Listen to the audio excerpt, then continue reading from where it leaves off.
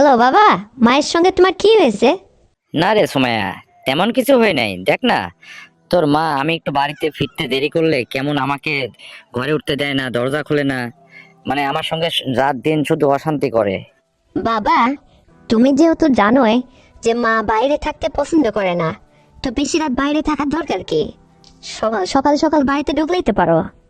শোন রে সুমাইয়া, তুই যেহেতু আমার মেয়ে, তোকে এই কথা আমি বলতে চাইছিলাম না, তো না বলে আর পারতেছি না।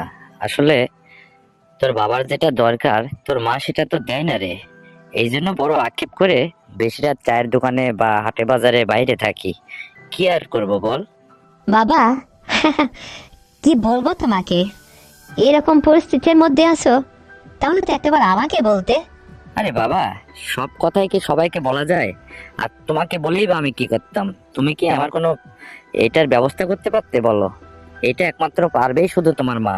আর তোমার মাই যখন আমাকে ঠিকঠাক মতো ওটা দেয় না, তো আমায় আর কার কাছে কি চাইবো বলো? তুমি ভুল বলছো বাবা। তুমি আমাকে এতদিন এই কথাটা যদি জানাতে, অবশ্যই আমি তোমার একটা ব্যবস্থা করতাম, আমি নিজেই করতাম। কারণ আমি চাই না যে আমার বাবা এই সমস্তর অভাবেও মানে অসুবিধায় পড়ে থাকুক, বা মায়ের সাথে দিনের পর দিন এই এই সমস্ত মন অমান্য হয়ে চলুক। এটা আসলে আমি চাই না। আমি তোমাকে অনেকটা ভালোবাসি বাবা, তুমি জানো না? আমার তো কোনো কিছুতে কমতি নেই। তোমাকে একটু দিলে কি হতো? তুমি আমাকে আগে বলতে। তাই বলে তুমি আমার মেয়ে হয়ে তুমি আমাকে এটা দিতে, সেটা কি করে সম্ভব রে বাবা? বাবা, আমি মায়ের মুখ মুখ থেকে এটা একদিন শুনছি। মা কথায় কথায় মায়ের ননদের কাছে তোমার গল্প করতেছিল। তোমার নাকি ওইটা অনেক মোটা, অনেক বড়, আর এই জন্য মা নাকি ঠিকঠাক মতো ওইটা করতে পারে না। তো মার নাকি এটা বেশি হয়ে যায়। আসলে এই জন্যই মা তোমাকে তোমার সুবিধা মতো বা তোমার কথা মতো এটা দেয় না, আমি এখন বুঝতে পারছি। আর এই জন্যই তোমার এটার অভাব। তো এটা যখন আমি জানি, এই জন্যই বলতেছি। আর আমারও এরকমটাই লাগবে বাবা, কারণ তোমার জামাইয়ের দ্বারা আমার আসলে কোনো কিছু হয় না, বুঝতে পারছো? এখন মেয়ে হয়ে তো এই কথা তোমাকে আমি বলতে চাইনি, তবুও বলতেছি। তুমি যদি আমাকে মানে এটা দিতে, তাহলে তুমিও সুখী হতে, আমিও সুখী হতাম। এটা আসলে একটু ভেবে দেখো, আমি মেয়ে হয়েছি তাতে কি হয়েছে বাবা? হ্যাঁ, একটু দেখো না। আরে সুমাইয়া, কার উপকার কে করে রে বাবা? মনের কষ্ট মনে চাপা রেখে দিনের পর দিন এভাবে চলতেছি রে বাবা। আমার কষ্টটা কেউ বুঝলো না, কেউ দেখলো না। এই বয়সে এরকম আরো তো দিন পড়েই থাকলো। বাবা, তুমি একদম চিন্তা করো না তো। দেখো, আমি যখন এই সংসারে বিয়ে শাদী হয়ে স্বামীর বাড়িতে আসি, তখন কিন্তু আমার ওজন ছিল 55 কেজি। আর এখন আমি কয় কেজি হয়েছি জানো? তা কি করে জানবো রে বাবা? না রে বাবা, এখন তোমার জানতে হবে, শোনো। আমি কিন্তু বর্তমানে 80 কেজি পার হয়ে গেছি, বুঝতে পারছো? অনেক মোটা, সুডল, দারুণ হয়েছি। আর শোনো, আর 4-5 মাস তোমাদের বাড়িতে যাওয়া হয় না। আর তুমি যে এই অসুবিধার মধ্যে আছো সেটাও আমি জানি না। আর যখন জানতে পারছি, তুমি এক কাজ করো, 2-1 দিনের মধ্যে আমার বাসাতে চলে আসো। আর তোমার জামাই হচ্ছে বাড়িতে নেই, ওই 1 মাস আসবে না। ওই যে ওর ডিউটি পড়ছে হচ্ছে চিটাগাং, ওখানে থাকবে। আর এইটাই তোমাকে আপ্যায়ন করার একটা সুযোগ। তুমি তাড়াতাড়ি চলে এসো 2-1 দিনের মধ্যে বাবা। হ্যাঁ রে সুমাইয়া, তুমি আমাকে যেটা বলতেছো, যেটা করবা, এটা আসলে নিরিবিলি বাড়ি দরকার। তো শুনেছি তোমরা আলাদা বাড়ি করছো, তো তোমার শাশুড়ি কি তোমার কাছে থাকে না আলাদা? না না বাবা, আমার শাশুড়ি আমার ওখানে থাকে না তো, ওই মাঝে মধ্যে 2-1 দিন আসে, ডাকলেও আসে না। ওই মেজো ছেলের কাছেই থাকে, খায় ওখানেই থাকে। আমাদের এখানে খুব কম আসে। আমাদের বাড়িটা একদম নিরিবিলি। দেখো না, ওই পাশের বাড়ির একটা ছোট মেয়েকে নিয়ে আমি থাকি। যখন তোমার জামাই বাড়িতে থাকে না, তখন ওকে নিয়ে থাকি। তুমি যখন আসবা, তখন ওরে আর আমার রুমে ডাকবো না রে, তুমি আমাকে নিয়ে থাকবা, বুঝতে পারছো? কিন্তু সুমাইয়া, এইরকম উপকার তুমি আর আমারে কতদিন করবা তুমি বলো?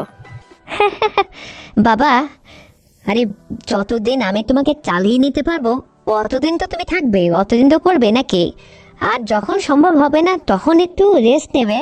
তখন আমি চান্স পাইলে তোমাকে ডাক দেবো, তুমি এসে মানে আমার সঙ্গে এটা করবে। কারণ ওই মায়ের অভিমান আসলে আজকের থেকে না, আমরা ছোটবেলা থেকে দেখতেছি মা তোমার সঙ্গে এই ধরনের আচরণ করে। আসলে এটা ঠিক করে না। এখন তাকে আমি কি করে যে বুঝাই, আর বুঝাইতে গেলে তো ধরা পড়ে যাব।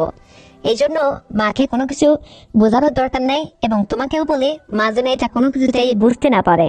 আর সবচেয়ে বড় কথা কি জানো, আমি তোমার কাছে একটা প্রস্তাব রাখতেছি, সেটা হচ্ছে যে আজকের পর থেকে মানে আমি তোমাকে যে সুযোগটা দিতে যাচ্ছি, এইটা তুমি যতদিন সম্ভব হয়, তোমার জামাই যখনই এই ডিউটিতে থাকবে বাইরে বাইরে, ও সার কোম্পানিতে চাকরি করে, আজকে ওই নওপাড়া যায়, কালকে ওই অমুক জায়গায় যায়, এরকম বিভিন্ন জায়গায় ওর থাকতে হয়। তো এইসব সময় বাড়িটা ফাঁকা থাকে, আমি পাশের বাড়ির একটা মেয়েকে নিয়ে ঘরে থাকি। তো তখন আমি তোমাকে ডাকবো, আর আসলে তুমি সুন্দরভাবে এখানে এসে মজা করে যাবে। দেখো না আমি কত সুন্দর হয়েছি। আর শোনো, তোমার জামাই আমাকে আজ পর্যন্ত একটা বাবু দিতে পারলো না জানো। এই উপকারটুকু অন্তত তোমার কাছ থেকে আমি চাই, তুমি আমাকে এ বিষয়ে একটু হেল্প করবা, বুঝতে পারছো? বাবা রে, এ বয়সে আসলে যতটুকু সম্ভব হয়, আর তুমি মেয়ে হিসাবে আমাকে যতটুকু আদর আপ্যায়ন করতে চাও করবা, সমস্যা নেই, আমারও দরকার। তো ঠিক আছে, আমি দু একটা দিন বাদেই তোমাদের বাড়িতে আসতেছি।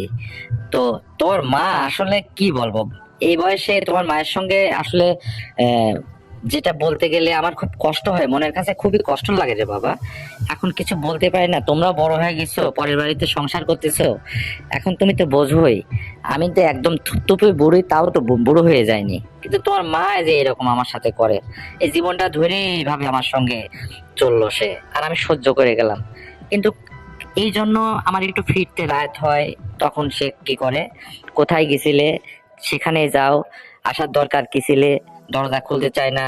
পাশের মানুষ, পাশের বাড়ির মানুষরা আমাদের এই সমস্ত বড় বড় কথাগুলা তারা শুনে আসলে নিন্দা করে, এগুলা তো ঠিক না। তো তুমি যখন বলতেছো ঠিক আছে, আমি দুদিন বাদে তোমাদের বাড়িতে আসতেছি। বাবা, শুধু আসলেই হবে না, কমপক্ষে 5-6টা দিন সময় হাতে করে আসবা। কারণ তোমার জামাই তো একটা মাস আসবে না, 5-6টা দিন থাকবা সুন্দর করে। তোমার অনেক দিনে যেহেতু আসা, বা অনেক দিন তুমি এভাবে অনাহারে আছো, মা তোমাকে ঠিকঠাক মতো আপ্যায়ন করে না। তবে মেয়ে হিসাবে তোমাকে যতদূর পারে চিৎখা তুফনে যেভাবে তোমার খুশি, বুঝতে পারছো? আমি এত দেখতে শুনতে কম না, আরে না দোষ না দোষ। কত সুন্দর হয়েছে, তুমি কি দেখছো আমারে? কতদিন দেখো না। আসো আর শোনো, আসার সময় কিছু ওই শাকসবজি ওখানকার তোমার ওই ক্ষেতের মানে তরতাজা শাকসবজি নিয়ে আসবা, আমার খুব খাইতে ইচ্ছে করে এগুলা। আর মিষ্টি হাতে করে আসার দরকার নেই, যেহেতু এই বাড়িতে আমার শাশুড়ি থাকে না, তো কেউ এটা বুঝবেও না দেখবেও না। দেখালো আমি মিষ্টি আনার দরকার নেই হাতে করে, বুঝতে পারছো? এমনি আসবা। আর মাকে বলে আসবা যে তুমি আমাদের বাড়িতে আসতেছো, মা এটা কোনো মাইন্ডও করবে না, কিচ্ছু বলবে না। শুধু মাকে বলবা যে 5-6টা দিন আমি ওদের বাড়িতে যাচ্ছি, সময়দের ওখান থেকে আর আসবো না, বেড়াই আসি, কথা বলে তুমি চলে আসবা। এসে সুন্দরভাবে আমাকে দেবা, মজা করবা। আর আমিও আসলে এটাই চাচ্ছি, কারণ তোমার জামাই ইতিপূর্বে যা পারেনি, সেটা আসলে তোমার কাছ থেকে আমি পুষিয়ে নিতে চাচ্ছি বাবা। আসলে আমার মূল উদ্দেশ্য হচ্ছে এটা, কারণ আমি খুবই আশাবাদী তোমার কাছে। আরে তোমার জামাই তো পেটে মানুষ, ছোট মানুষ, ওরে সাথে তুমি আমার দিছিলে, এখন সংসার করে গেলাম জীবনে, কি করব। এখন ছেলেটা কর্মট এই, তাছাড়া ওদের ঠিকঠাক করতে আমাকে মানে চালিয়ে নিতে পারে তা কিন্তু না। আসলে ওটা দিয়ে আমার খুব একটা হয় না, কিন্তু তোমারটা পেলে আমি দারুণ খুশি হব বাবা, বুঝতে পারছো? তো ঠিক আছে, তুমি চলে আসবা। আচ্ছা বাবা রে, আমি তাহলে দুদিন বাদে তোদের বাড়িতে চলে আসবো। আর শোনো সুমাইয়া, তোমার জন্য কি আর কোনো কিছু আনবো? আর তুমি কি খালি খালি এইভাবে ইয়ে করবা? ওই যে তোমাকে বললাম না যে বাবু লাগবে, এজন্য খালি খালি কিছু আনা লাগবে না। তা ঠিক আছে, লজ্জা করে। রাখছি যে, বাবা ভালো থাকো। ওকে বাবা, আসছি আমি, তো বাই বাই। তো বন্ধুরা, বাবা আর আমার এই সংলাপটি শুনে যদি তোমাদের ভালো লেগে থাকে, তাহলে এক্ষুনি চ্যানেলটিকে সাবস্ক্রাইব করে দাও, ভিডিওতে একটা লাইক দাও, আর শেয়ার করে তোমার কাছের বন্ধু বান্ধবকে শোনার সুযোগ করে দাও। আর হ্যাঁ বন্ধুরা, আগামীকাল আরো সুন্দর গল্প নিয়ে আসছে, ততক্ষণে সবাই তোমরা নিজের যত্ন নেবে, ভালো থাকবে, এই প্রত্যাশায়। আল্লাহ হাফেজ।